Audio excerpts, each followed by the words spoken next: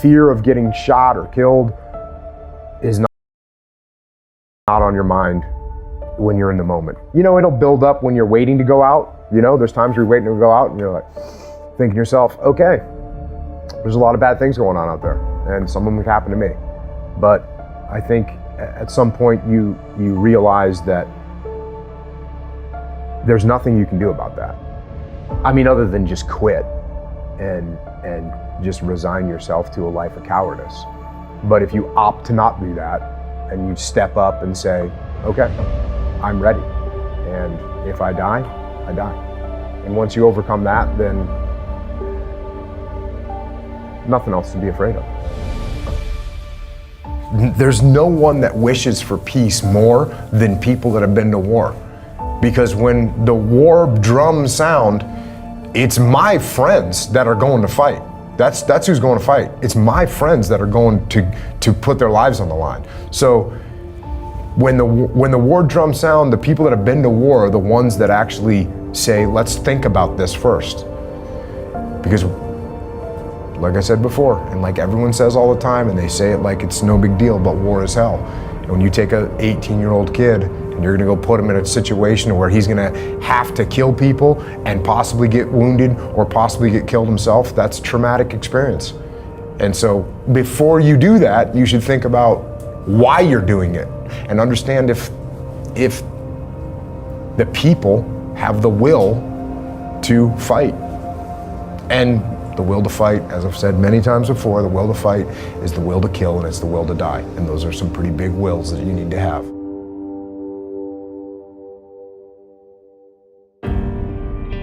And to that same young man that wants to be a SEAL, you know, the guys that want to be like Jocko one day, you know, what do you tell that 20-year-old that sees this thing and says, I want to go do that? Well, first of all, don't try and be like me. Be better than me. Crush me. Make me look like a baby. That's what you do. And don't talk about it. Don't mull it over. Don't plan for it. Just get after it. Just get after it. Make it happen. Use your force of will to make it happen. As a human being, the strongest thing you've got is your force of will. So take that force of will and make that happen.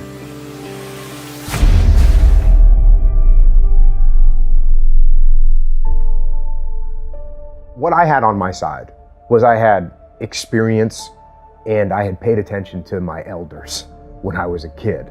And when I was getting trained and there was no war going on and it was the 90s, and I'd hear a guy, you know, someone whose name you'll never hear, but a guy that if you're in the SEAL teams, you know who that person is because they were a legit badass Vietnam war hero. You'd hear them say something, I would hear them say something, and I would collect that and I would hang on to it. That's what prepared me, was that experience of growing up with listening to my elders. The SEAL team doctrine wasn't written down anywhere. It was all word of mouth and passed down from generation to generation that way. And making sure that you're not being cocky, making sure that you don't have the attitude that you talked about earlier of, you know, we're always going to be better than the enemy. We're always going to win, because you're not always going to win. And especially if you think you're always going to win, then you're not going to prepare that the way you should. You're not going to give everything you can to your training to making sure that you are prepared for that moment when it comes. And it might come once on a deployment, it might not come on a deployment, and it might come on a daily basis. The sentries that are trying to hold down the fort and protect would take cover from all this enemy fire that was coming at them. In would come a big suicide vehicle-borne IED, truck-loaded bomb, and they would just drive right into the compound and detonate themselves and kill dozens of people. And they did that on multiple occasions. They did it times where they did it to multiple areas at the same time. Wow. So that's how coordinated the enemy was. They knew what they were doing. Were you impressed by them? Were you ever like, I didn't expect that to happen? Or did you ever have a respect for their tactics? I absolutely always had respect. I respect the enemy, absolutely. And the minute you're not showing respect to the enemy and their capabilities is, again, that's a lack of humility and it's going to get you killed. You have to respect your enemy at all times.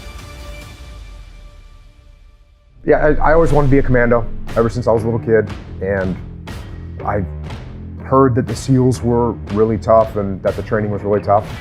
And then, once you get in, everyone makes a big deal out of buds, but it's in the SEAL teams, it's no big deal. Everyone goes through it. You get cold, you get wet, whatever. You do a bunch of push-ups and pull-ups and dips.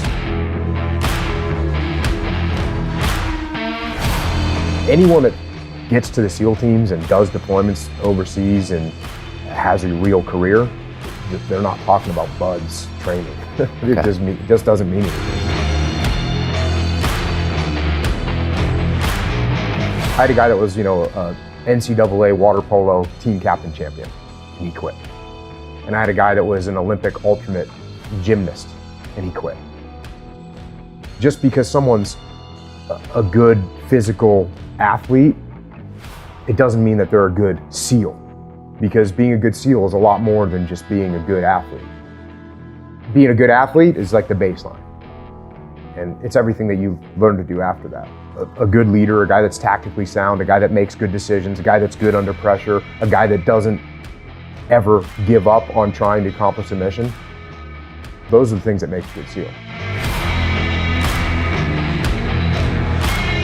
So you're always learning and growing, and I was always learning until the day I retired, because it's not a boom, this happened and everything changed. It's a constant addition of skill set and repetition of situations where you become competent at your job. Almost immediately, we're going to memorial services for Army guys, Marines that are killed, which, was a rude awakening. So that's the welcome to Ramadi. The welcome to Ramadi is, you're gonna go and pay your respects to some guys that were just killed. And there's firefights in the city. So we're just across the river from the city. There's firefights in the city all day. There's firefights in the city all night. We're on the rooftop of our building. You can sit there and watch tracer fire go back and forth. We're shot at from, across the riverbank. It was legit. It was legit combat. It was a legit bad scenario with sustained combat operations. How do you lead your men through that when you know they're dealing with not only the funerals, which definitely take a psychological toll, but then even that just constant firefighting over there? I mean, do you have to switch up your gear and think, okay, I got to lead stronger or maybe a little easier in certain scenarios? Are you changing a little bit? Yes, you do have to modulate your leadership. And you have to do that if you're in the business world. You have to do that if you're leading any kind of team. You've got to modulate, and you got to recognize when your guys need to be pushed and when your guys need to be not pushed and given a rest. So you're constantly doing that, regardless of what kind of team you're leading. And in combat, I say all the time, it's amplified, because if you push your guys too hard in combat, they're gonna break.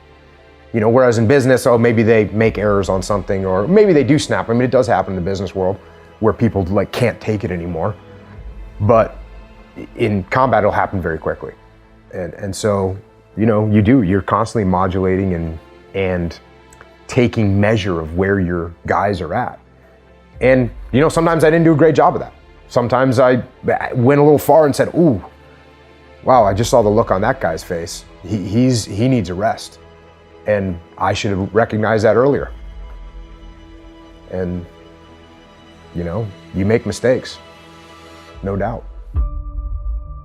And whether your mission is to go out and capture, kill bad guys, or your mission is to produce something or sell something or manufacture something or design something, trying to get that team to be unified behind a plan and execute it efficiently, it doesn't matter what the mission is. You're still dealing with human beings. You're still dealing with people. Whether you're in the SEAL teams or whether you're in the Army or the Marine Corps, the people that are working for you are not robots. They're people. And you cannot give them orders and expect them to just execute like a robot would. If the military was like that, then military leadership would be the easiest thing in the world. My guys wouldn't just do what I told them because I outranked them. And I kind of get that funny look. Well, let me ask you this. I'm here because your employees aren't doing what you want them to do, right? Can you just fire them? Don't they work for you? Aren't they supposed to follow you because you're in charge and you write their paycheck? But all of a sudden they're not doing what you tell them to do. Why is that? It's the same exact reason, because they're people. And guess what? People want to own their own destiny. They want to be in charge of what's happening. They want to take ownership. They want to create the plan. That's how they want to go through life. They don't want to go through life being treated like a robot. They want to be treated like a human. So don't talk to me about, oh, well, it was easy for you because you had these highly trained, highly disciplined, Terminator robots that work for you. Not true. In fact, the opposite.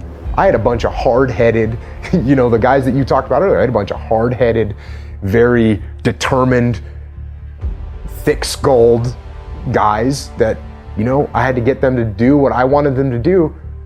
I had to get them to want to do what I wanted them to do. I had to make them think that it was what they wanted to do. That's the goal. That's what leadership is. And the worse your plan is thought out, the less response you're going to get. And just like in business world, the less input I get from you as we create this plan, the less apt you are to execute it correctly. So when it comes time, when you have to go execute something, I want you to plan it. I'm not going to plan it for you. I want you to plan it. Now I'm going to come and check out your plan, and we'll collaborate to make sure it's the best plan, because maybe I have more experience than you, or maybe I have some strategic vision that you don't have. But I want you to plan it. That way you own it. And if you own it, when you go to execute it, you're going to put that much more effort into it. That's hard to quantify, but that's real. That is real. If you come up with a plan, you're going to put more effort and more pride in executing that plan than if I come up with a plan and I give it to you and tell you to execute it. That's just a reality. I don't care who you are. That's a reality. Ordering people to do things does not work. You actually have to lead them. And that's another buzzword out there is accountability. You got to be accountable. You got to hold your people accountable. And to me, accountability is a tool. It's a tool of leadership, but it's not the primary tool of leadership. It's actually a crutch. It's actually a tool to use when you don't pull off leadership correctly. So what you want to do, I talk about this all the time. I didn't hold my guys accountable. I didn't, walk down the line and inspect what they were doing. No, I didn't have to hold them accountable. They wanted to do the right thing. They wanted to do what was aligned with the mission. I had to hold them back. Never mind make them do it. And that's what leadership is. It's not about accountability. It's about leading and getting them to lead themselves and getting them to take ownership of things. That's when you know you've succeeded as a leader, when you're just about out of a job. When you're sitting back and you don't have to do anything because your frontline troops and your subordinate leadership is making things happen with almost no effort from you. And the only time you have to step in is when something's going sideways or you see something getting off track, you got to step back in there. But the ideal is that you can sit back, observe, start looking at what the other strategy is, what to do next, other problems, other parts of the world, but you can just let your people do what they want to do because they want to do it. Not because you have to breathe down their shoulder and hold them accountable. Not the way to lead. You feel like your life is going to last a long time. And if I was to talk to my 26-year-old self, I would tell that kid that you don't have time. And you don't know when it's going to end. And so get out there and do the things you want to do. Get out there and get after them now. Don't wait another second. Take advantage of it. Get out there and live and strive to be better. Because the life you've got, which I just said was a gift, it is a gift. So live it.